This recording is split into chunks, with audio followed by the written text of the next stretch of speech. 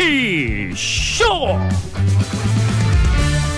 안녕하세요. 70억 분의 1의 사나이 마성의 중독성 대체 불가 정봉재 정치쇼 정봉주입니다. 자, 왜 이렇게 추워지나 했더니요, 대입 수능 시험이 얼마 남지 않았습니다. 수험생 여러분, 가족들 조금만 더 힘내시고요. 즐거운 토요일. 자, 103.1MHz 러브 FM, 우리들의 영원한 친구 스폰서 광고 듣고 오겠습니다. 정봉재 정치쇼 1부 순서 들어가겠습니다. 자, 뉴스보다 영화를 통해서 정치를 보고, 정치를 보면서 영화를 보고, 뉴스와 영화, 정치가 막 섞여 있는 시간. 정치쇼 맞춤 영화평론가 오동지는 영화평론가 가오리. 뒷부분이 아주 중독성이 그냥 대단해요. 아싸 가오리. 네, 오동진입니다. 네. 예. 요즘 바쁘시죠? 네, 그저께 목요일 날 그 사람 사는 세상 영화제 개막해서요. 네. 사람보다 영화. 아니죠. 사람 사는 세상 영화제. 사람이 우선이죠. 노무현 재단에서 하는. 그래서 영화 좋아들 하셔서 다행이라고 생각합니다. 네. 알겠습니다. 그 소개를 좀 해주세요. 사람들 끝났나요 이제? 오늘 토요일인데? 일요일 날 끝나죠. 일요일 날. 네. 그 오늘 영화 보는 분들이 좀 갈 수 있도록. 네. 어디에서 하죠? 서울극장. 종로삼가. 네. 서울극장은 어디 있죠? 서울에 있죠. 그렇죠. 네. 종로삼가. 대구에 서울극장 있지는 그럴 수도 있겠네. 대구에는 음식점 있죠. 서울 깍두기. 이런 음식점 그 프랜차이즈 있는데 없어졌어요 다 이제. 대구에서요? 예. 왜냐면 서울을 빙자해서. 확인해봐야 되는 얘기지만 어쨌든. 네. 자, 그래서 내일까지. 네. 무슨 영화가 주로 상영되나요? 제가 지난번에 한번 말씀드렸는데요. 굿 포스트맨 같은 영화 있습니다. 불가리아 영화. 작은 마을의 그 시장인 여자가 마을을 돌보지 않고 그 자기 시장 방에서 손톱 다듬고 음악만 듣는. 그래서 누구를 연상케 하는. 네. 제가 그거를 썬댄스에서 보고 나서 뒤로 넘어질 정도로 박장돼서 있는데요. 불가리아의 작은 마을을 배경으로 했는데 우리나라의 압축판이에요. 그 당시. 그래서 그 마지막에 그 사람이 503번인가요? 영화의 마지막은 제가 말씀드릴 수 없는데 우리하고는 좀 현실이 좀 달라요. 네, 좀 안 좋은 현실로 계속. 저는 얼마 전에 그 개봉했던 터널이라는 영화 있었잖아요. 네. 거기서 김혜숙 씨가 했던 역할이 똑같죠. 김혜숙 씨가 했던 역할이 마치 그분을 연상케 하는. 꼭 염두에 두고. 그런 그 캐릭터를 만들어냈겠죠 감독들이. 그럼요. 너무 재밌어요. 네. 그밖에도 사실은 네, 제가 이번 영화제 그 다양한 국가의 영화들을 좀 포진시켰는데요. 크로아티아에서도 영화가 만들어집니다. 그래서 헌법, 증오에 대한 러브스토리 뭐 이런 영화도 있고요. 네. 등등 그 다양한 영화들을 많이 상영하는데 그 중에서도 제가 꼭 권해드리고 싶은 영화는 산티아고의 비가 내린다. 산티아고의 비가 내린다. 네, 그리고 알제리 전투. Rain in Santiago. 그렇죠. 네. 산티아고의 비가 내린다가 이제 기상 리포터의 암호였죠. 지금 피노체트가 쳐들어옵니다. 빨리 대통령궁으로 모이십시오. 이런 얘기죠. 산티아고의 비가 내립니다. 이렇게 방송하신 거죠. 지난번에. 네. 봉도사께서 우리나라 상황이 안 좋아졌을 때 그 방송이 되고 이제 암호를 얘기하신 거죠. 봉도사가 옷을 벗었습니다. 뭐 등등 하면 이제 그런 정 PD가 콧구멍을 후빕니다. 네, 1973년 그 칠레 군대 칠레에서 벌어진 아엔데 정부를 무너뜨리는 피노체트 군부 정권. 그 과정을 기록한 미국이 배후에서. 그렇죠. 극영하죠.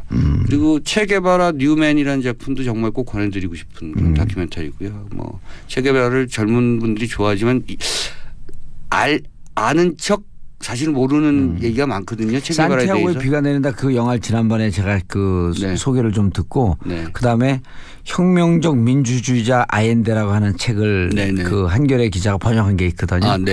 그 책을 읽는데 진짜 가슴에서 눈물이 내리더라고요. 총을 들고 직접 저항을 했죠.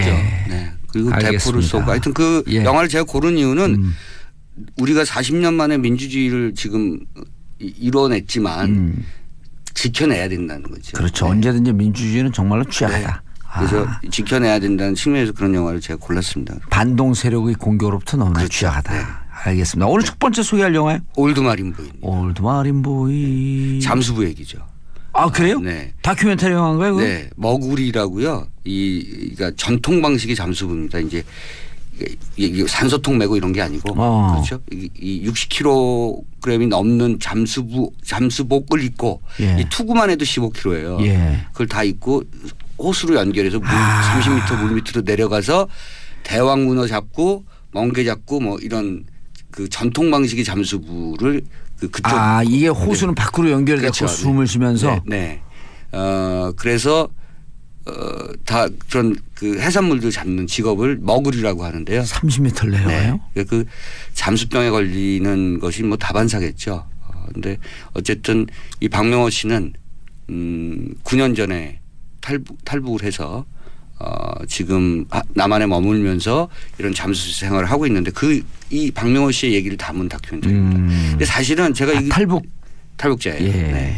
사실은 그 다큐멘터리라고 하는 것은 어떻게 보면 동호 반복적인 그 과정을 계속 찍게 되는 수가 많거든요. 예. 그러면 생각해 보시면 이 잠수부의 얘기가 물에 들어가고 물 밖으로 나오고 그리고 그 가족하고 생활하고 이런 것들이 생활의 반복입니다. 예. 그래서 3년 동안 찍었어요. 그러면 이 반복된 이야기를 어떻게 그 일종의 그 내러티브를 만들 것인가를 가지고 굉장히 고민할 텐데 저는 이런 단순한 리듬의 그 생활의 모습을 굉장히 역동적으로 찍어냈어요. 그리고 굉장히 경쾌하게 사실은 굉장히 아픈 얘기가 많음에도 불구하고 탈북자 예. 출신이고 정치적으로 남한에서 여전히 핍박받는 부분이 있고 그럼에도 불구하고 이 박명호 씨의 삶을 친근하게 관찰할 수 있도록 이 영화를 만든 진모영 감독은 굉장히 역동적 드라마로 그 전체 이야기를 구축해냈습니다. 예. 그 진모영 감독은 잘 아시는 분은 아시겠습니다만 니마 그 강을 건너지 마오라는 다큐멘터리로 480만 명을 모았죠. 네. 최다 관객을 모았습니다. 그 다큐멘터리 부부가 함께 살다가 그렇죠. 노부부. 네. 노부부가 함께 살다가 아버지가 먼저 남편이 먼저 돌아가시고 네네. 산소에서 떠나오면서 네. 할머니가 울면서 아유 네. 내가 어찌 떠나누 불쌍해서 네. 내가 어찌 떠나누 그러면서 가슴에 아주 피눈물이 나듯이 울었어요. 그 영화 500만 가까운 관객을 모으면서 진모영 감독은 이제 스타 다큐멘터리 감독이 됐는데요. 역시 다큐멘터리 감독은 자기가 갖고 있는 주제의식을 좀 일관되게 밀고 갈 필요가 있다 이런 생각을 했고요. 이번 영화 올드 마린보이도 그 전작인 니마 그 강을 건너지 마오도 어떻게 보면 아버지에 대한 얘기일 수 있거든요. 우리가 그리워하는 아버지, 우리가 늘 생각하는 아버지상, 우리가 늘 가까이 또 혹은 멀리 뒀던 아버지에 대한 그리움 뭐 이런 것에 대한 얘기라면 올드 마린보이도 역시 자기 가족의 생계를 부양하기 위해서 저승과 이승을 오가는 그 경계를 오가는 잠수부 아버지에 대한 얘기거든요. 예. 전작에 이어서 또 다른 측면의 아버지 시리즈를 만들었다 이렇게 평가할 수 있을 것 같고요. 예. 저는 저승에서 물 밑에 30m 물 밑에서 일을 하는 것을 이 잠수부들은 이제 저승이라고 생각합니다. 그래서 저승에서 돈을 벌어서 이승으로 올라온다는 거죠. 이른바 탄광으로 얘기하면 막장. 그렇죠. 여기서 그 얘기가 나와요. 왜냐하면 정치적인 그런 그 메타포도 굉장히 많이 깔려 있는 작품인데요. 탈북자에 대한 시선이 처음엔 동정 뭐 등등등 이렇답니다. 근데 네. 이제 탈북자가 조금 남한 사회에서 정착을 하고 그리고 성공을 하면 이제 탄압 찍어 누르려고 하고 무시하려고 하고 어떻게든 경계하려고 하고 자기들의 그 생활권에서 밀어내려고 하는 그런 움직임이 보인다는 거죠. 그래서 여기서 막장이라는 표현이 나오는데 이 마을에서 어부들 사이에서 그 제일 막장 인생이 탈북자 밑에서 일을 하는 거라는 거죠. 탈북자 밑에서? 네, 탈북자 밑에서 그 직원으로 일을 하는 것 자체가 인생에서 제일 막장이다. 그런데 이제 이 박명호 씨가 사실 9년 동안 정말 이를 악물고 살았기 때문에 선주예요. 횟집도 하고. 그러니까 다른 탈북자에 비해서 성공한 거죠. 그렇죠. 그러니까 이제 선주니까 선장도 고용하고 선원도 고용하는데 이 마을 사람들은 그걸 막장이라고 한다. 그렇죠. 네. 그러니까 이 남과 북의 그 문제, 예. 탈북자에 대한 문제 이런 것들이 고스란히 또 반영돼 있습니다. 묘하게 그 통일을 해야 한다고 하면서 남과 북 결국은 밀어내는 일종의 거죠. 계급적으로 네. 분화되어 그렇죠. 있는. 네. 그 우리가 좀 뭐랄까 이렇게 집단 의식이 강하고요. 이방인에 그래요. 대한 맞아요. 좀 그렇죠. 배척하는 그런 해외 노동자에 있죠. 대해서 좀 무시하는 그렇죠. 경향이 이주민 노동자에 대해서도 그렇고 그러니까 탈북자를 말은 통일 같은 민족 이렇게 얘기하지만 이주민 노동자 취급하는 거죠. 그러니까 우리 의식 속에서 바뀌어야 될 부분들도 이 영화에서 담겨져 있다. 이 영화에 담겨져 있다. 이렇게 보시면 좋을 것 같습니다. 진모용 감독 영화라고 하니까 이제 좀 기대도 되는데 또 눈물 콧물 다 빼고 슬퍼지나요? 그 아버지가 아들에게 얘기하는 장면들 이게 굉장히 뭐랄까요? 이렇게 지나가는 말처럼 나와요? 아들 가족이 나오니까요. 그래서 잠수부 아버지가 자신의 삶에 대해서 그 담담하게 아들이나 아내에게 얘기할 때 지나가는 말처럼 하는데 그러니까 이 세상의 아버지는 다시 한번 그런 것에 대해서 공감을 하지 않을 수 없는 얘기입니다. 그러니까 어떤 직업을 갖고 있든 아버지라는 존재는 사실은 자식을 먹여 살리고 가족들을 먹여 살리는 건 아니겠습니까? 그게 제1의 책무죠. 그러니까 그 절절한 그 과정을 이 잠수부 박명호 씨가 그대로 보여주고 있고요. 아마 그런 점에서 자기 동일화를 느끼시는 그런 아버지 관객들이 굉장히 많을 것이다 이렇게 생각합니다. 저도 당장 얘기만 들어도 공감이 가요. 네, 3년 찍었어요. 3년 찍고 1년 편집했습니다. 그러니까 다큐멘터리가 그냥 뭐 옆에서 카메라 뻗치고 그냥 무조건 찍어대서 적당히 편집하는 이런 것이 아니라는 거 제가 다시 한번 강조드린다는 측면에서 3년을 찍었으면 매일같이 얼마나 많은 분량이겠습니다. 그걸 일일이 다 모니터하고 기록하고 그걸 이야기를 구축하는 데 있어서 이렇게 한번 뒤집어봤다 저렇게 뒤집어봤다가 편집도 1년 걸렸고요. 그러니까 대단히 공을 들인 작품이다. 물론 영화 한 편 만드는데 3년 4년 걸립니다만 이 다큐멘터리를 만드는 데 있어서 진모용 감독이 얼마만한 그 자신의 내공을 쏟아냈는지를 볼 수 있는 그것을 생각할 수 있는 그런 대목입니다. 네. 예, 이 영화를 선정하신 이유가 있을 거 아니에요. 저는 아까 말씀드린 것처럼 이 탈북자에 대한 우리의 시선도 좀 바뀌어야 되고요. 그 시대의 가치라고 하는 것 요즘 뭐 사실은 진모용 감독도 그런 얘기를 했는데요. 그러니까 우리가 그 진영 논리로 이쪽 저쪽의 그 진영 논리가 굉장히 대립되는 그런 나라이기도 합니다. 그런데 잘 보면 몇 가지 귀중한 가치에 대해서는 동의하는 게 있어요.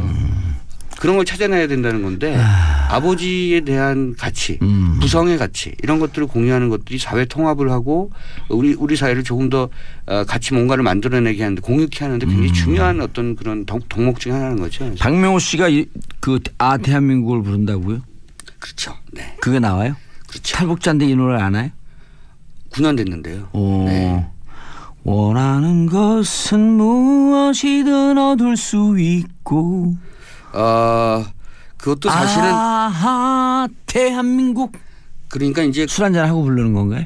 그러니까 저는 이것도 사실은 좀 굉장히 역설적이라고 생각했어요. 그래서 탈북자든 어쨌든 이런 좀 선전성이 강한 노래잖아요.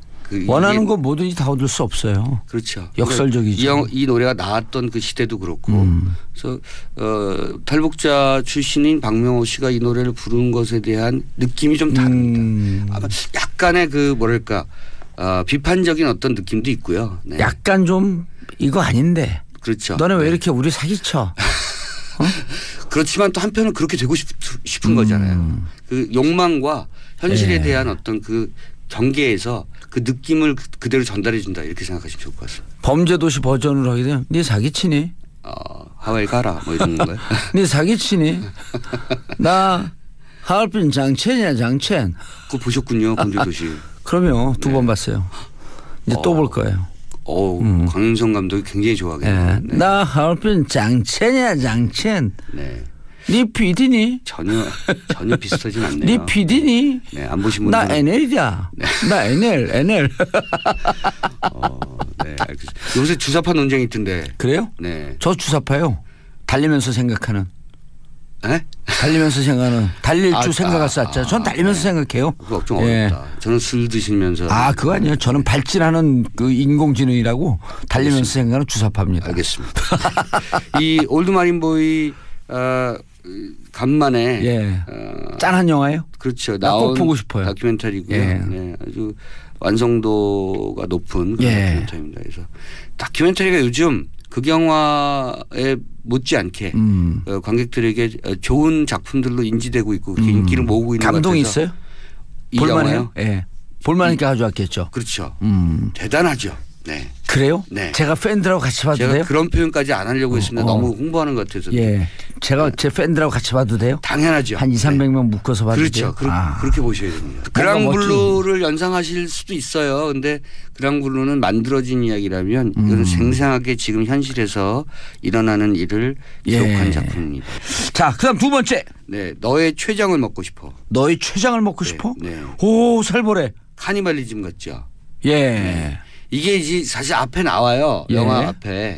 그러니까 뭐냐면 그러니까 예전에 그 옛날 사람들은 자기가 아픈 부위가 있으면 그 동물의 그 부위 똑같은 부위를 먹으면 그 아픈 부위가 낫는다고 생각한 거죠. 그러니까 내가 위가 아파. 그러면 소의 위를 먹는다든가 내가 뭐 간이 안 좋아. 그러면 간을 먹는다든가 이런 거죠. 이 영화 속에서 여자 주인공이 췌장이 안 좋습니다. 남자친구에게 너의 췌장이 먹고 싶어. 뭐 이런 얘기를 하는 거죠. 그래서 그 제목이 된 겁니다. 그래서 청소년들의 풋풋한 사랑 이야기인데요.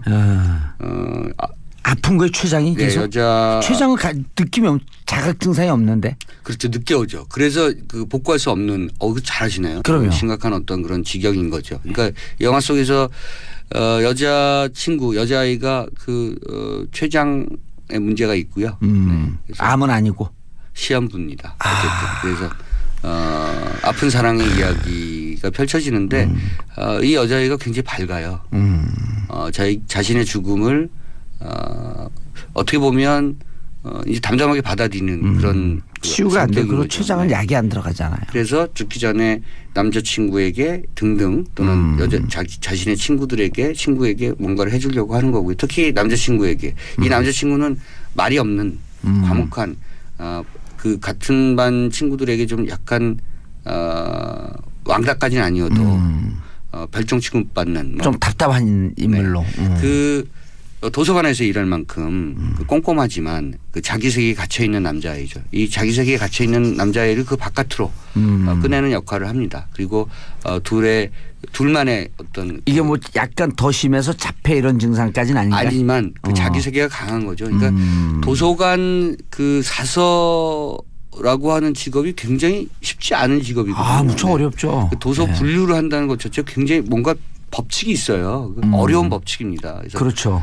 그렇죠. 뭐 정치는 몇 번이고 뭐 경제는 몇 번. 분류 그렇죠. 도표가 다 있더라고요. 근데 근대는 거기에 1- 몇 번이고 뭐 현대는 1-1-1에 몇 번 이게 다 있는 그거를 정확하게 그 집계하고 그 분류하는 성격이니까 자기 세계가 굉장히 강한 친구죠. 근데 그래서 과묵하고 자기 세계만을 갖고 있는 남자아이를 사랑하는 그리고 자기를 사랑하게 만드는 한 여자아이의 이야기입니다. 그리고 췌장이 안 좋고. 네. 시한부 인생을 살고 있고. 슬퍼요. 우리나라 영화예요? 일본 영화입니다. 네. 츠키카 쇼. 제목은 약간 일본스러워요. 그렇죠. 너의 췌장을 먹고 싶어. 요 우리나라에서 어떤 제작자가 이런 제목 안 붙이겠죠. 야, 뭐라고? 췌장이 먹고 싶다고. 내가 예를 들어갖고 늘 머리가 아프고 이게 편두통이 있으니까 그 애인이 너의 뇌를 먹고 싶어. 이런 게 그림 영화 이게 그러면 이게 무슨 투자가 안 되죠.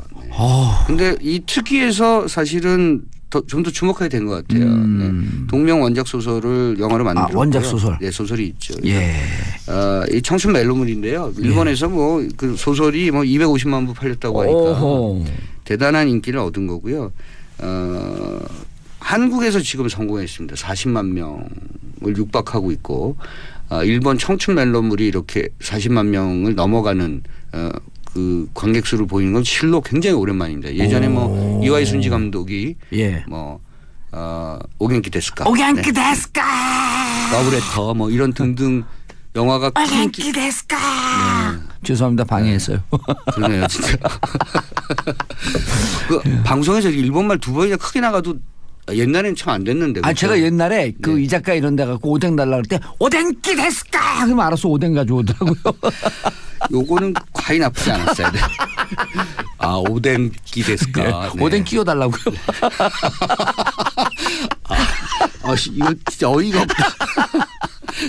어쨌든 사람 사는 세상 영화제 해야죠. 어이가 없으면 안 되죠. 90년대 중반이거든요. 그게 일본 영화 그렇게 인기를 모았던 때가. 2000년대 들어서서 일본 영화가 가뭄에 콩나듯이 사실은 히트를 했어요. 근데 최근 들어서 애니메이션 너의 이름은 이 영화가 엄청나게 국내에서도 히트를 했었고요.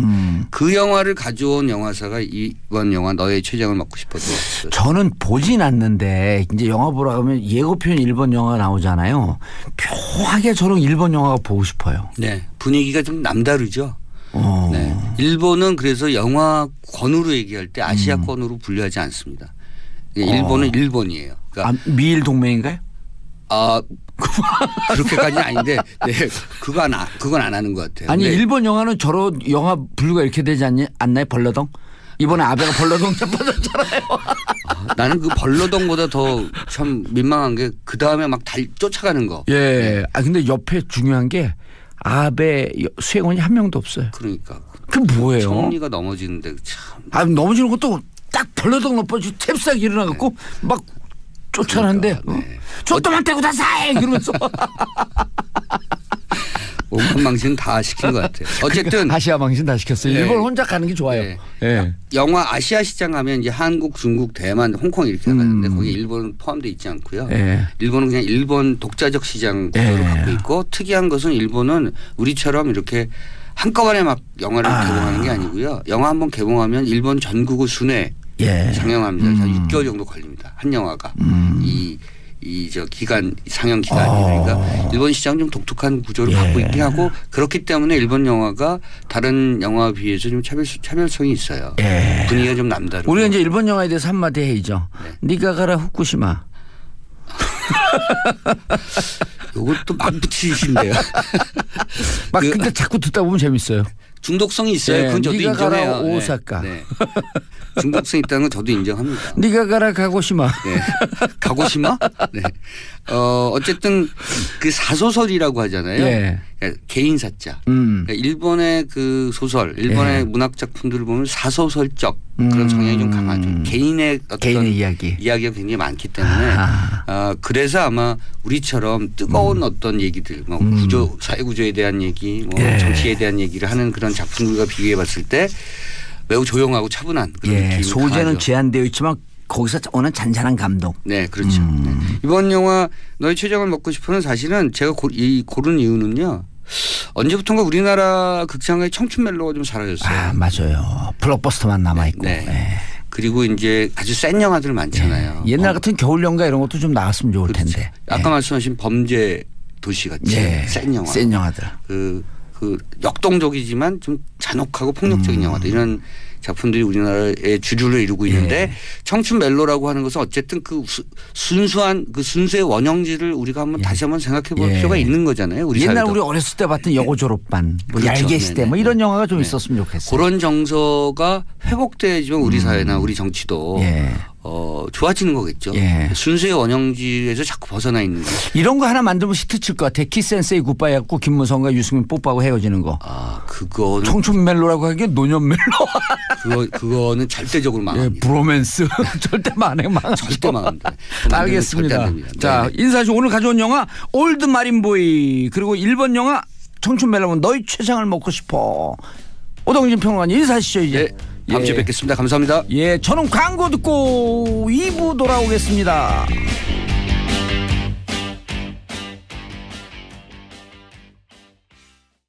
정봉재 정치쇼 토요일 2부 순서 들어가겠습니다. 자, 강원도 양구에서 오지 않은 과학 전문 기자 강양구 기자 자리하셨습니다. 네, 안녕하십니까. 양구에서 오지 않은 강양구입니다. 자꾸 말려요. 근데 그런 거 얘기하면 다른 사람들 기억 잘해줘요. 네네. 과학과 정치가 만나는 시간, 제가 제일 좋아하는 시간이에요. 네. 영화도 좋고 토요일 시간이 참 좋아. 자, 오늘 어떤 이야기? 오늘은 요구르트 이야기. 유산균 얘기 왜 네. 무슨 이유가 있나요? 제가 요즘에 이제 유산균이 사실은 미생물이잖아요. 예. 그 자연계에는 이제 동물이 있고 식물이 있고 미생물이 있잖아요. 예. 근데 사실 동물, 식물 중에서 제일 오랫동안 지구를 지배해 온 것은 미생물이잖아요. 아, 그렇죠. 근데 지금까지 일반 사람들의 미생물에 대한 인식은 상당히 부정적이었잖아요. 뭐 콜레라, 패스트, 맞아요. 뭐 결핵 무슨 바이러스를 다 그거로 생각하죠.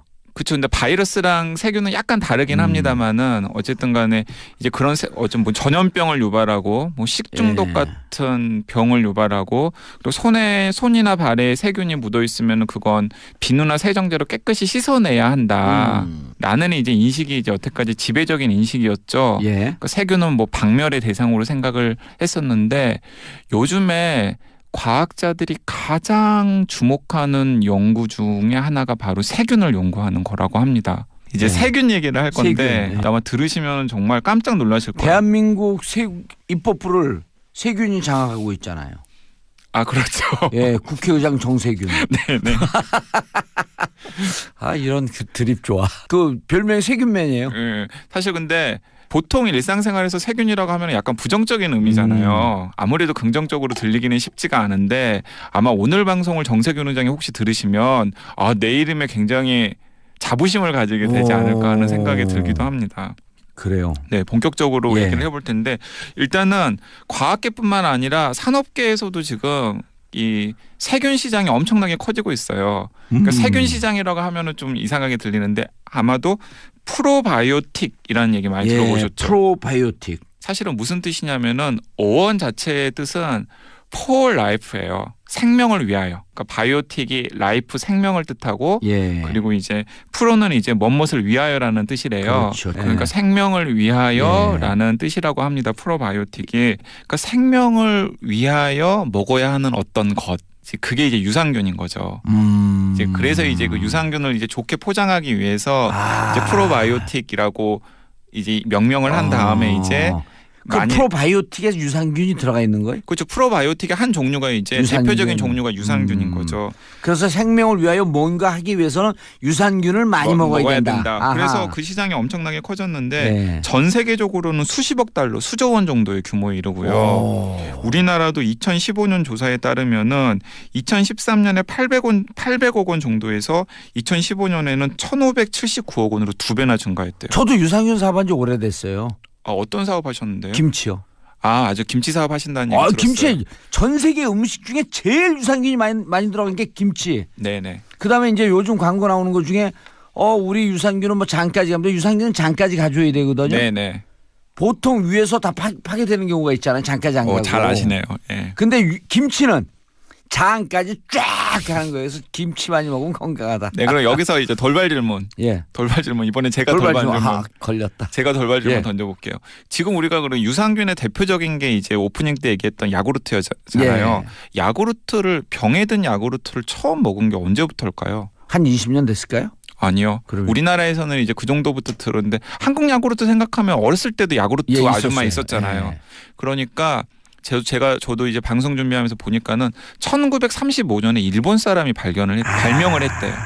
통에 들어있는. 네, 통에 들어있는 야구르트를 1935년에 그러니까 1930년대부터 이제 일본에서 시작해서 뭐 우리나라 포함해서 전 세계적으로 퍼져가지고 이제 유산균을 야구르트 같은 걸로 만들어서 병에 든 걸로 먹자라는 걸 됐는데 80년 됐네요, 그럼 벌써. 그렇죠. 근데 이제 그 이전에 그런 아이디어를 이제 최초로 제공한 사람은 누구냐면은 그 우리나라의 모 야구르트 선전에 많이 나오는 메티니코프.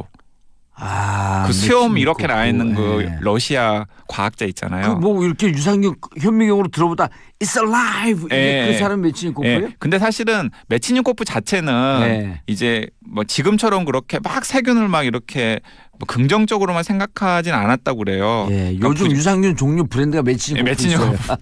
이런 거 얘기하면 우리 걸려요. 네.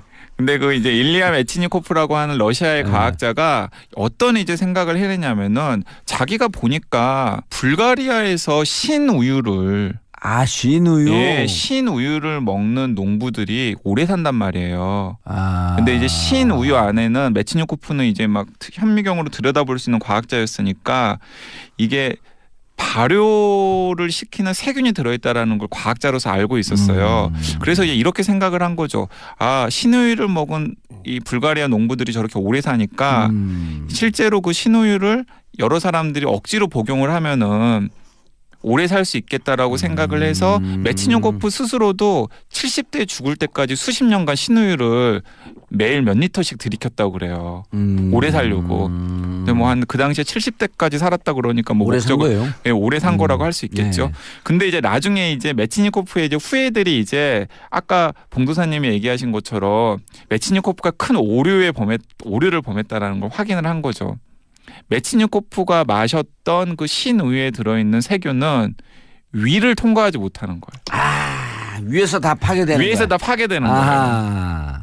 예, 그러니까 아이디어는 좋았는데 사실은 소기의 성과를 달성하지 못한 거죠. 근데 어쨌든 그 메치니코프의 아이디어를 이제 일본 사람들이 되게 재빠르잖아요. 그렇죠. 받아들여 가지고 1935년에 이제 병에 든 요구르트를 이제 만들어 가지고 이제 그게 오늘날까지 이어지고 있는데. 예.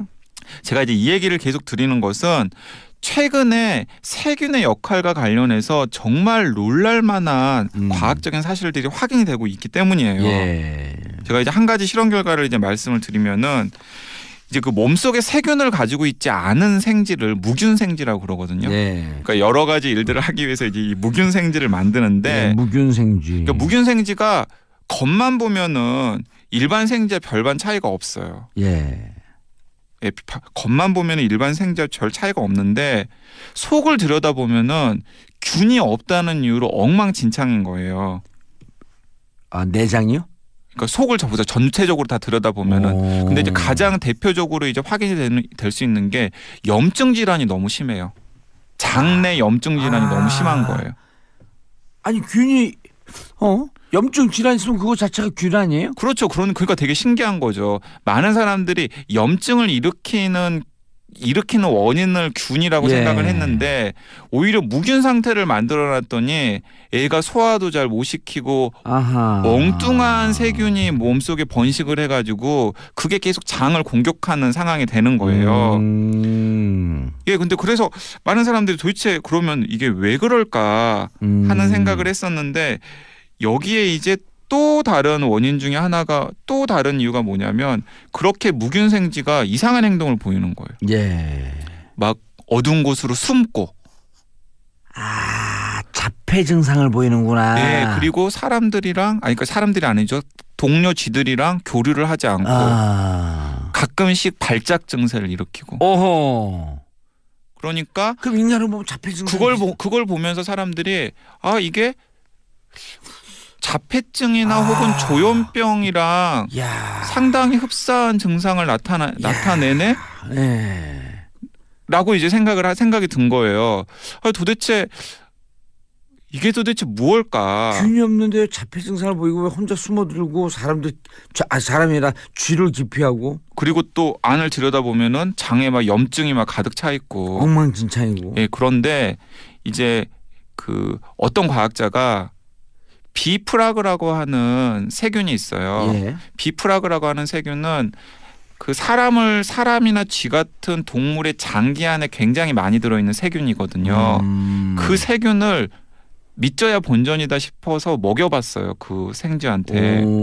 그랬더니 생쥐의 염증 질환이 나아지고 동시에 그 전에 그 무균생쥐가 보였던 마치 사람의 자폐 증상이나 조현병 증상과 같은 증상이 사라진 거예요. 그러니까 일반 상식으로는 균이 없으면은 오히려 문제가 없어야 되잖아요. 문제가 없어야 되는데 오히려 균이 없으니까 여러 가지 장에 이상한 질환이 생기고 그래서 이제 과학자들이 유출을 해본 거예요. 도대체 무슨 일이 생겼던 걸까? 그 쥐의 몸 안에 이렇게 유출을 한 겁니다. 장내 세균이 하는 중요한 역할 중에 하나는 이런 거예요. 그러니까 몸속으로 들어온 먹을거리를 소화시키는 데 도움을 줄 뿐만 아니라 이 몸속에 들어온 여러 가지 것들이 내뿜는 나쁜 독소가 이 장벽을 뚫고 혈관으로 통하지 못하게 막는 방어 역할도 하는 겁니다. 장내 세균이. 그런데 이 무균생쥐 같은 경우는 그런 유익한 장내 세균이 장 안에 없으니까 장 안에 없으니까 나쁜 세균들이 더 번성을 해서 염증을 막 일으키고 그리고 거기서 뿜어대는 독성이 거기서 독소가 맞아요. 혈관을 통해서 뇌까지 올라가서 뇌를 공격해서 뇌에 심각한 장애를 유발할 수 있다. 그리고 그 증상으로 조현병 증상이나 자폐 증상이 나타난 게 아닌가라고 이제 생각을 할 수 있는 거죠. 그런 가설을 갖고 지금 접근하고 있는 중이죠. 네, 그런 가설과 접근하고 있는 거죠. 그래서 이제 그런 연구 결과를 이제 지푸라기라도 잡고 싶은 심정을 가지고 있는 자폐아를 둔 부모들이 계시잖아요. 그래서 미국에서는 실제로 자폐아를 둔 부모들이 자폐아에게 유산균이나 유산균이 들어있는 정제를 먹이는 경우가 굉장히 많다고 합니다. 좀 상황이 호전되는 때 그 피를 또 통해서 또 맑은 피가 되고 뇌에 들어서 그런 자폐 증상을 일정 정도 맞습니다. 몸에 자정적인 작용으로 인해서 자연스럽게 치료할 수 있지 않을까. 네, 그러니까 과학자들은 아직 결론을 내리는 데는 되게 조심스러워요. 맞아요. 그러니까 유산균을 먹었을 때 자폐 증상이나 조현병 증상을 완화시킬 수 있는 효과가 있다라는 걸 검증을 하려면 뭐 임상 시험도 해야 되고 여러 가지 검증 절차를 당연히 거쳐야 되잖아요. 근데 이제 상당수의 과학자들이 그런 개연성이나 그 생지 실험을 통해서 얻은 결과를 놓고서 그런 개연성이 있을 것이다라고 생각해서 이제 여러 가지 지금 시도를 하고 있고요. 이게 그런 시도를 하기 전에 사실은 유산균 같은 경우는 먹는데 그렇게 큰 비용이 드는 것도 아니고 사실 또 그 자체로 또 이렇게 몸에 안 좋은 게 아니잖아요. 그렇기 때문에 실제로 자폐아를 둔 부모들이 유산균 같은 걸 많이 먹여본다고 합니다. 약간 옆으로 세면요. 우리 이제 그 한방에서 그 이렇게 부항 뜬다 그래갖고 피도 빼내고 그러잖아요. 그 이유 그 원리가 뭐냐면 한방이나 이런 데선 모든 병의 시작이 피의 농간이라 그러거든요. 그러니까 오늘 얘기하고도 좀 일맥상통하는 게 유산균이 장내에 들어오는 음식물에서 뿜는 독소가 혈액 속으로 못 들어가게 막아주는 역할을 한다 그러잖아요. 그렇죠. 근데 혈액이 탁해지면 몸이 병이 난다라고 하는 게 한방의 논리예요.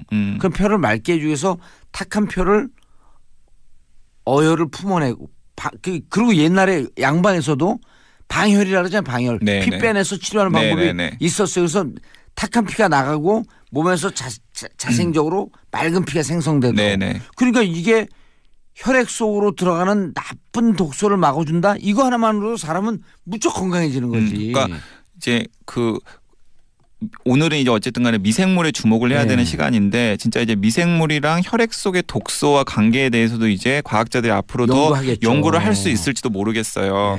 연구하라고 이제 재방송 들으면 연구할 것 같아요. 근데 이제 지금 이제 그 오늘 방송에서 특히 이제 중요한 것은 뭐냐면 아까 유산균이나 요구르트 같은 걸 안 드시는 대신에 술 많이 드시잖아요, 봉도사님. 근데 술을 많이 먹은 봉도사님이나 저 같은 사람의 장내 세균의 구성이랑 그리고 술을 거의 안 드시고 김치 많이 먹고 유산균 같은 거 많이 챙겨 먹은 분들의 장의 세균의 구성이랑 다르다고 그래요. 그러겠죠. 그리고 당뇨를 앓고 있는 분들의 장의 미생물 구성이랑 뭐 고혈압을 앓고 있는 장의 미생물 그 구성이랑 그리고 상대적으로 건강한 사람들의 장의 미생물 구성이 다 다르답니다. 다르겠죠. 자, 그럼 여기서는 이제 어떤 아이디어를 얻을 수가 있냐면 두 가지 아이디어를 얻을 수가 있는데요. 특별히 어떤 병이 발현이 되지 않았다고 하더라도 그 사람의 장의 미생물 상태를 관찰을 하면은 잠재적인 병을 예측할 수 있는 거죠. 이 사람이 당뇨에 걸릴 가능성이 큰지 아니면 고혈압에 걸릴 가능성이 큰지 난치병이나 불치병을 미리 예측할 수 있죠. 혹시 이 사람이 암에 걸릴 가능성이 있는지 이런 것들을 미리 예측할 수 있는 거죠. 그래서 요즘에 이제 흔히 이제 예방의학이 굉장히 중요하잖아요. 어떤 병에 걸릴지를 미리 예측해가지고 여러 가지 대비를 하는 게 이제 의학의 새로운 패러다임인데 예방의학 그 중에 하나로 지금 떠오르고 있는 방법 중에 하나가 어떤 사람의 장에 어떤 미생물들이 사는지를 조사를 해서 그 미생물의 구성이랑 건강한 사람, 병에 걸린 사람들의 구성을 비교를 해가지고 예측을 하는 거죠. 자, 그러면은 이제 역으로 생각도 할 수 있는데 이제 이런 과감한 가설도 가능한 거죠. 어떤 가설이 가능하냐면 예를 들어서 당뇨를 앓고 있는 사람이나 비만인 사람의 장내 구성이랑 건강한 사람이나 마른 사람의 장내 구성을 비교를 한 다음에 다를 거 아니에요. 제가 방금 다르다고 말씀드렸잖아요. 그러면은 비만을 앓고 있는 사람의 장내 구성을 마른 사람의 장내 구성으로 바꿔버리면 그럼 비만이 해결되네. 어떤 일이 생길까? 그리고 고혈압이나 당뇨를 앓고 있는 사람의 장내 미생물의 구성을 고혈압이나 당뇨를 앓고 있지 않은 건강한 사람의 장내 구성으로 바꿔버리면은 어떤 일이 생길까? 저는 지금 얘기 생각하면서 저도 그 트럼프처럼 이 유산균을 이용한 다이어트 요법 이런 걸 개발하면 또 어마어마한 사업이 되겠네 이런 생각도 많이 해봐요. 지금 이미 그런 걸 개발하시고 계시는 분들이 있어요. 그러니까 방금 제가 말씀드린 대로 이 비만인 사람이랑 그리고 마른 사람의 장내 구성을 비교를 한 다음에 비만인 사람의 장내 구성을 바꿀 수 있도록 하는 뭐 음식이라던가 이런 것들을 거기에 맞춤형 식단 같은 걸 제공을 해서 장내 구성을 마른 사람처럼 바꿔 보면은 혹시 마르게 되지 않을까. 그러니까 이제 지금 어쨌든 연구가 진행 중인 사안이기 때문에 제가 이제 뭐 연구하기 전에 전 다 알 것 같아 이미. 확답을 제가 드릴 수는 없지만은 이제 많은 사람들이 특히 이제 서양 의학이나 아니면 훈련받은 과학자들이 먹는 것과 도대체 건강 사이에 무슨 인과관계가 있다라고 하고 회의적인 얘기를 하는 사람들이 많았거든요. 세균 생성으로 이제 연결이 되네. 근데 이제 그게 이제 어떤 것을 먹느냐에 따라서 몸속의 세균이 바뀌고 그 몸속의 세균이 바뀌면서 나타나는 여러 가지 부가적인 증상들이 우리 몸에 여러 가지 영향을 줄 수 있다라는 사실들이 확인이 되면서 묘하게 연결이 되는 거예요. 그러니까 제가 너무 재밌는 거예요. 이런 부분들이. 이 먹는 습관으로 사람들 다 고칠 수 있다. 이게 그러니까 고기를 좋아하는 사람들이랑 그리고 채식을 주로 하거나 나물을 좋아하는 또 사람들, 회를 좋아하는 사람도 기질도 틀려요. 왜냐면 몸에 있는 세균에 따라 갖고 피의 구성과 그게 뇌에 주는 영향에 따라 갖고 기질이 바뀌는 거예요. 네. 그래서 이제 우리 몸에 이제 세포가 한 30조 개 정도가 되고 우리 몸에 포함되어 있는 미생물 숫자가 한 40조 개 정도 된대요. 그러니까 엄청나게 많은 양이죠. 근데 이제 더 이제 강조하고 싶은 것은 세포보다도 세균 수가 더 많은 거예요. 우리 몸속에. 그러네요. 30조, 40조. 네. 그리고 이제 그 40조 개의 세포는 대부분은 다 우리 몸속에 가지고 있어도 유해한 것, 무해한 것 대부분은 다 무해한 거고 그리고 또 무해할 뿐만 아니라 아까 제가 말씀드렸듯이 어쩌면 우리 건강에 굉장히 중요한 역할을 하는 세균들이 그 안에 굉장히 많이 들어있을 수 있다는 거죠. 자, 근데 여기서 이제 실용적으로 이런 거 저 진짜 질문 많이 받거든요. 그러니까 요구르트 같은 거 먹어야 되는 거냐, 먹지 말아야 되는 거냐. 아니, 그런 유산균이 많은 좋은 유산균이 많은 음식 뭘 먹어야 되냐. 뭘 먹어야 되는 거냐. 얼른 얘기해 주세요. 정제 먹어야 되는 거냐, 말아야 되는 거냐. 근데 사실 유산균 상품 같은 경우에는 효과가 약간 좀 미심쩍긴 해요. 그렇죠. 왜냐하면 그 안에 들어있는 유산균이 뭐 많다고 하더라도 장까지 못 갈 수도 있고 또 장에 워낙에 많은 미생물들이 있기 때문에 장에 도달한다고 하더라도 거의 간의 기별도 안 갈 수준이거든요. 장의 기별도 가지 않을 수 있다. 네. 그럼 음식으로 추천해 음식으로 치면 이제 일상적으로 유산균을 많이 섭취할 수 있는 김치. 된장, 뭐 일본 음식에 뭐 낫또 같은 거. 근데 우리 거 먹어요 그냥 된장과 김치 많이 드세요. 된장, 김치 이런 것들을 먹으면은 청국장, 그런 것들을 많이 먹으면서 뭔가 건강한 식단을 유지하면은 그래서 우리 몸에 건강한 미생물 구성 상태를 유지하면은 상당히 건강에 도움이 될 수 있다라는 겁니다. 알겠습니다. 강영구 기자님 유산균 오늘 재밌었어요. 네, 감사합니다. 그리고 정치인들도 이런 걸 갖고 보건복지를 어떻게 할 것인가 국민건강을 어떻게 할 것인가라고 하는 정책을 고민해 주시기 바라겠습니다. 네, 알겠습니다. 그리고 정세균 의장님 이름에 자부심을 가지셔서 좋습니다. 세균맨 화이팅 하자. 자, 마지막으로 자이언티 이게 무슨 노래일까요? 꺼내 먹어요 들으면서 마무리하겠습니다. 유산균을 꺼내 먹어요. 혹은 김치 오늘부터 김치를 꺼내 먹어요. 자, 저는 월요일 오전 10시 5분에 다시 찾아뵙겠습니다. 평화를 사랑하는 대한민국 국민 여러분 감사합니다. 땡큐 피스 코리아. 쉽지 않죠. 바쁘죠. 왜 이렇게까지 해야 하나. 이 투구만 해도 15km예요. 그걸 다 입고 호수로 연결해서 30m 물 밑으로 내려가서 대왕문어 잡고 멍게 잡고 뭐 이런 그 전통 방식의 잠수부를 그쪽 이게 호수는 밖으로 연결돼서 숨을 쉬면서 그래서 다 그런 그 해산물들 잡는 직업을 머글이라고 하는데요. 30m를 내려와요? 네. 그 잠수병에 걸리는 것이 뭐 다반사겠죠. 근데 어쨌든 이 박명호 씨는 9년 전에 탈북을 해서 지금 남한에 머물면서 이런 잠수 생활을 하고 있는데 이 박명호 씨의 얘기를 담은 다큐멘터리입니다. 근데 사실은 제가 탈북자예요. 예. 네. 사실은 그 다큐멘터리라고 하는 것은 어떻게 보면 동호 반복적인 그 과정을 계속 찍게 되는 수가 많거든요. 예. 그러면 생각해 보시면 이 잠수부의 얘기가 물에 들어가고 물 밖으로 나오고 그리고 그 가족하고 생활하고 이런 것들이 생활의 반복입니다. 예. 그래서 3년 동안 찍었어요. 그러면 이 반복된 이야기를 어떻게 그 일종의 그 내러티브를 만들 것인가를 가지고 굉장히 고민할 텐데 저는 이런 단순한 리듬의 그 생활의 모습을 굉장히 역동적으로 찍어냈어요. 그리고 굉장히 경쾌하게 사실은 굉장히 아픈 얘기가 많음에도 불구하고 탈북자 예. 출신이고 정치적으로 남한에서 여전히 핍박받는 부분이 있고 그럼에도 불구하고 이 박명호 씨의 삶을 친근하게 관찰할 수 있도록 이 영화를 만든 진모영 감독은 굉장히 역동적 드라마로 그 전체 이야기를 구축해냈습니다. 예. 그 진모영 감독은 잘 아시는 분은 아시겠습니다만 니마 그 강을 건너지 마오라는 다큐멘터리로 480만 명을 모았죠. 네. 최다 관객을 모았습니다. 그 다큐멘터리 부부가 함께 살다가 그렇죠. 노부부. 네. 노부부가 함께 살다가 아버지가 먼저 할아버지 남편이 먼저 돌아가시고 네네. 산소에서 떠나오면서 네. 할머니가 울면서 아유 네. 내가 어찌 떠나누 불쌍해서 내가 어찌 떠나누 네. 그러면서 가슴에 아주 피눈물이 났듯이 울었어요. 그 영화 500만 가까운 관객을 모으면서 진모영 감독은 이제 스타 다큐멘터리 감독이 됐는데요. 역시 다큐멘터리 감독은 자기가 갖고 있는 주제의식을 좀 일관되게 밀고 갈 필요가 있다 이런 생각을 했고요. 이번 영화 올드 마린보이도 그 전작인 니마 그 강을 건너지 마오도 어떻게 보면 아버지에 대한 얘기일 수 있거든요.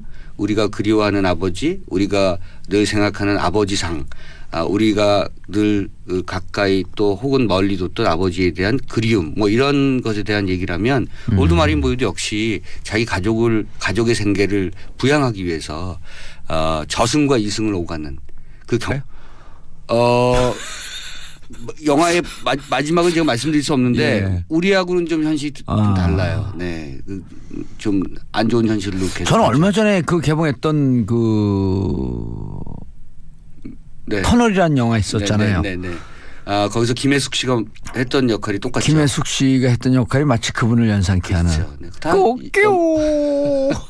염두에 두고 예. 그런 그 캐릭터를 만들어냈겠죠 감독들이. 그럼요. 너무 재밌어요. 네. 그밖에 또 사실은 그래. 네 제가 이번 영화제 그 다양한 국가의 영화들을 좀 포진시켰는데요. 크로아티아에서도 영화가 만들어집니다. 그래서 헌법, 증오에 대한 러브스토리 뭐 이런 영화도 있고요. 네. 등등 그 다양한 영화들을 많이 상영하는데 그 중에서도 제가 꼭 권해드리고 싶은 영화는 산티아고의 비가 내린다. 산티아고의 비가 내린다. 네. 그리고 알제리 전투. 예. 네. Rain in Santiago. 그렇죠. 네. 산티아고의 비가 내린다가 이제 기상 리포터의 암호였죠. 지금 피노체트가 쳐들어옵니다. 빨리 대통령궁으로 모이십시오. 이런 얘기죠.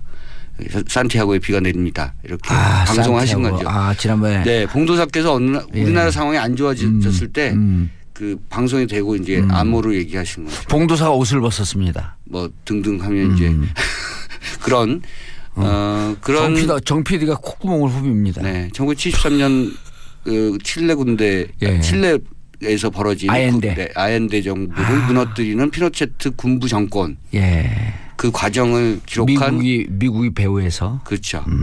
극영하죠. 그리고 체게바라 뉴맨이라는 작품도 정말 꼭 권해드리고 싶은 그런 다큐멘터리고요. 뭐 체게바라를 젊은 분들이 좋아하지만 아는 척 사실 모르는 얘기가 많거든요. 체게바라에 대해서. 산티아고의 비가 내린다 그 영화를 지난번에 제가 소개를 좀 듣고 그다음에 혁명적 민주주의자 아엔데라고 하는 책을 그 한겨레 기자가 번역한 게 있거든요. 그 책을 읽는데 진짜 가슴에서 눈물이 내리더라고요. 총을 들고 직접 저항을 했죠. 네. 그리고 대포를 쏘고 하여튼 그 영화를 제가 고른 이유는 우리가 40년 만에 민주주의를 지금 이뤄냈지만 지켜내야 된다는 거죠. 그렇죠. 언제든지 민주주의는 정말로 취약하다.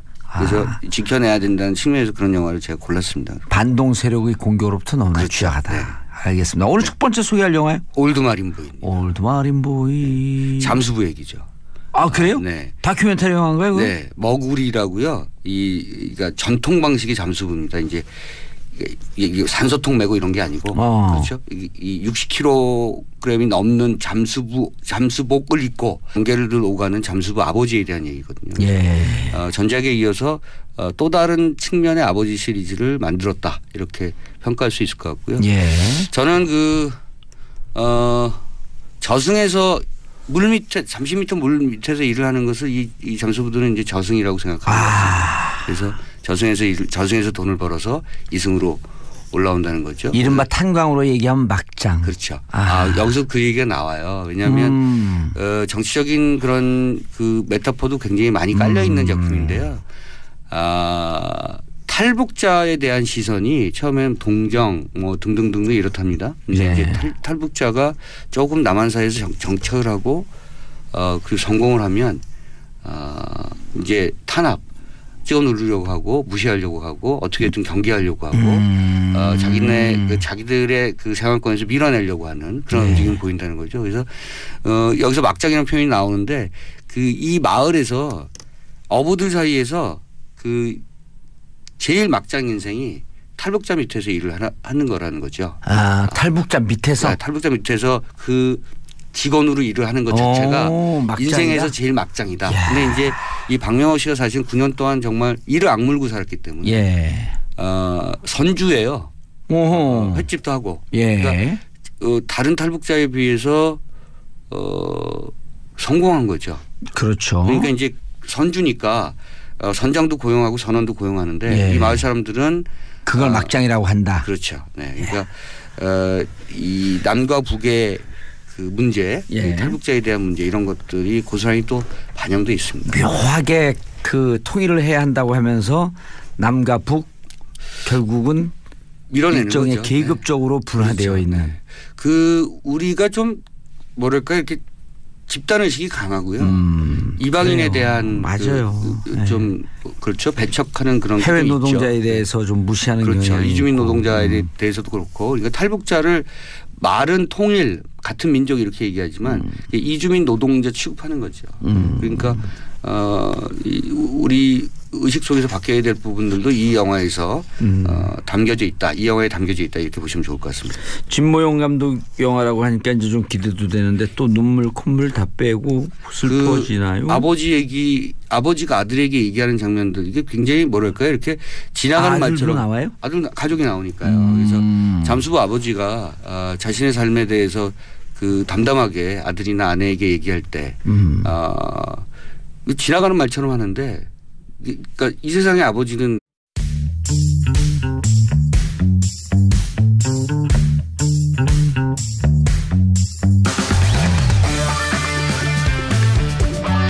정봉주의 정치쇼. 안녕하세요. 70억 분의 1의 사나이 마성의 중독성 대체 불가 정봉주의 정치쇼 정봉주입니다. 자, 왜 이렇게 추워지나 했더니요, 대입 수능 시험이 얼마 남지 않았습니다. 수험생 여러분, 가족들 조금만 더 힘내시고요. 즐거운 토요일. 자, 103.1MHz 러브 FM 우리들의 영원한 친구 스폰서 광고 듣고 오겠습니다. 정봉재 정치쇼 1부 순서 들어가겠습니다. 자, 뉴스보다 영화를 통해서 정치를 보고 정치를 보면서 영화를 보고 뉴스와 영화 정치가 막 섞여 있는 시간. 정치쇼 맞춤 영화평론가 오동지는 영화평론가 가오리. 뒷부분이 아주 중독성이 그냥 대단해요. 아싸 가오리. 네, 오동지입니다. 네. 요즘 바쁘시죠? 네, 그저께 목요일 날 그 사람 사는 세상 영화제 개막해서요. 네. 사람보다 영화. 아니죠. 사람 사는 세상 영화제. 사람이 우선이죠. 노무현 재단에서 하는. 그래서 영화 좋아들 하셔서 다행이라고 생각합니다. 네. 알겠습니다. 그 소개를 좀 해주세요. 사람들 끝났나요 이제? 오늘 토요일인데? 일요일 날 끝나죠. 일요일 날. 네. 그 오늘 영화 보는 분들이 좀 갈 수 있도록. 네. 어디에서 하죠? 서울극장. 서울극장. 네. 서울극장은 어디 있죠? 서울에 있죠. 그렇죠. 네. 종로 3가. 대구에 서울극장이지는 그럴 수도 있겠네. 대구에는 음식점 있죠. 서울 깍두기. 이런 음식점 네. 그 있어요. 프랜차이즈 네. 있는데 없어졌어요 다 이제. 대구에서요? 예. 왜냐면 서울을 빙자해서. 확인해봐야 되는 얘기지만 어쨌든. 네. 자 그래서 오늘 내일까지. 네. 무슨 영화가 주로 상영되나요? 제가 지난번에 한번 말씀드렸는데요. 네. 굿 포스트맨 같은 영화 있습니다. 불가리아 영화. 네. 작은 마을의 그 시장인 여자가 예. 마을을 돌보지 않고 그 자기 시장 방에서 손톱 다듬고 음악만 듣는 그래서 누구를 연상케 하는. 예. 네. 제가 그거를 썬댄스에서 보고 나서 뒤로 넘어질 정도로 박장돼서 있는데요. 불가리아의 작은 마을을 배경으로 했는데 우리나라의 압축판이에요. 그 당시. 그래서 그 마지막에 그 사람이 503번인가? 다시 한번 그런 것에 대해서 공감을 하지 않을 수 없는 얘기죠. 그러니까 어떤 직업을 갖고 있든 아버지라는 존재는 사실은 자식을 먹여 살리고 가족들을 먹여 살리는 건 아니겠습니까? 그게 제1의 책무죠. 그러니까 그 절절한 그 과정을 이 잠수 박명호 씨가 그대로 보여주고 있고요. 아마 그런 점에서 자기 동일화를 느끼시는 그런 아버지 관객들이 굉장히 많을 것이다 이렇게 생각합니다. 저도 당장 얘기만 들어도 공감이 가요. 네, 3년 찍었어요. 3년 찍고 1년 편집했습니다. 그러니까 다큐멘터리가 그냥 뭐 옆에서 카메라 뻗치고 그냥 무조건 찍어대서 적당히 편집하는 이런 것이 아니라는 거. 제가 다시 한번 강조드린다는 측면에서 3년을 찍었으면 매일같이 얼마나 많은 분량이겠습니다. 그 일일이 다 모니터하고 기록하고 그 이야기를 구축하는 데 있어서 이렇게 한번 뒤집어봤다 저렇게 뒤집어봤다가 편집도 1년 걸렸고요. 그러니까 대단히 공을 들인 작품이다. 물론 영화 한 편 만드는데 3년 4년 걸립니다만 이 다큐멘터리를 만드는 데 있어서 진모영 감독이 얼마만한 그 자신의 내공을 쏟아냈는지를 볼 수 있는 그것을 생각할 수 있는 그런 대목입니다. 네. 예, 이 영화를 선정하신 이유가 있을 거 아니에요. 저는 아까 말씀드린 것처럼 이 탈북자에 대한 우리의 시선도 좀 바뀌어야 되고요. 그 시대의 가치라고 하는 것 요즘 뭐 사실은 진모영 감독도 그런 얘기를 했는데요. 그러니까 우리가 그 진영 논리로 이쪽 저쪽에 그 진영 논리가 굉장히 대립되는 그런 나라이기도 합니다. 그런데 잘 보면 몇 가지 귀중한 가치에 대해서는 동의하는 게 있어요. 그런 걸 찾아내야 된다는 건데 아버지에 대한 가치, 부성의 가치 이런 것들을 공유하는 것들이 사회 통합을 하고 우리 사회를 조금 더 같이 뭔가를 만들어내게 하는데 공유케 하는데 굉장히 중요한 어떤 그런 덕목 중에 하나인 거죠. 박명호 씨가 대한민국을 부른다고요? 그렇죠. 네. 그게 나와요? 그렇죠. 탈북자인데 이 노래를 아나요? 9년 됐는데요. 네. 원하는 것은 무엇이든 얻을 수 있고. 그것도 사실은.